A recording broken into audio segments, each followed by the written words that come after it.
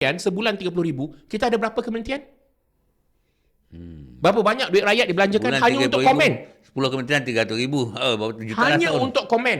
Komen saja. Belum benda lain. Kau bayangkan kat dalam ni berapa ramai daripada agensi. Ini cara dia. But then again, bila kau seorang yang bodoh, kau tak boleh nak counter, guys. Kau boleh cakap, kalau depan mata aku ni kan, aku nak dalam depan mata kepala aku cakap macam memang pecah mulut haram jadah lu orang kerjakan. Ataupun dia akan mula, baiklah, ya kau nak ambil apa? Aku ambil ugutan tau, amaran. Okey, aku tunggang agama. Aku akan kata dia yang pakai cap coklat tu bodoh. Itu je. Itu je dia boleh buat. Tak, masalahnya dia dah hilang ni Aidil. Mana dia pergi? Mana dia pergi tak ni? berani. Dia dah clock in, clock out. Patutlah kita jumpa tak tahu hari kalau dia kata kita jumpa, you kerja apa? Yeah. Kerja manager. Manager apa? And then- Comment manager.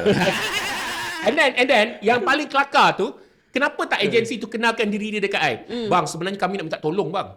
Kenapa? Kami harap boleh tak abang runding dengan menteri tu untuk bayar kami punya bil. Tanya dekat Olivia, macam mana kita senyum je. Kementerian kencing. Kementerian apa dia? Itu kita cerita dan kemudian. Nanti kita cerita kemudian. cerita. Tetapi aku dengan Olivia senyum je. Sebab dia kata dalam video Aidil pun ada komen apa semua kan. Dalam dia buat dekat TikTok dengan YouTube kan Aidil lah.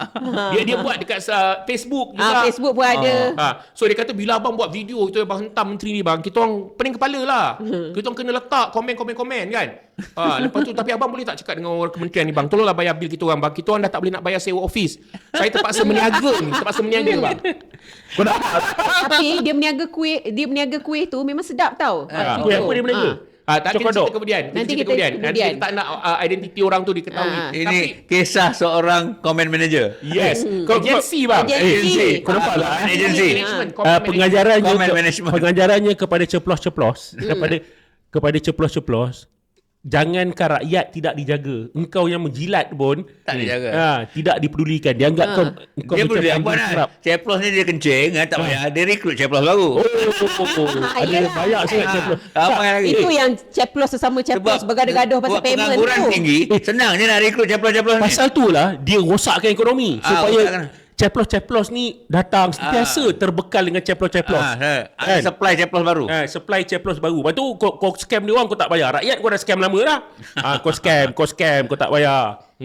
Kan dia cakap biar beradab sikit bro. Dia orang kata kan. Kau ni tak Mana beradab ada tu ke? bila cakap kan. Tak baik tau. Kalau Kau ingat beradab. aku